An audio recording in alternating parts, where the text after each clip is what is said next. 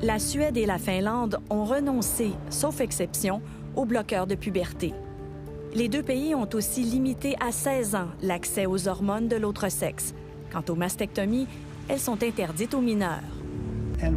Ce qu'on a conclu, c'est qu'il n'y a pas de données probantes qui prouvent les bénéfices. Ou alors que ça diminue réellement les symptômes d'anxiété, de dépression ou les pensées suicidaires. Et ça veut dire que globalement, on ne peut pas recommander le traitement.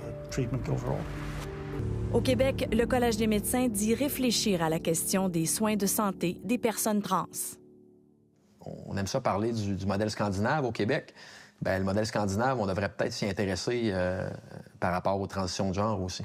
Pour ne pas faire de tort à sa fille, Antoine nous a demandé de changer leur prénom. Amélie s'est fait proposer une transition médicale alors qu'elle était hospitalisée pour une autre raison. C'est arrivé à Sainte-Justine. Antoine s'y dit profondément troublé par l'absence de garde-fous pour protéger les adolescents troublés. Il dénonce l'empressement à présenter un traitement médical sans vérifier la présence de dysphorie de genre.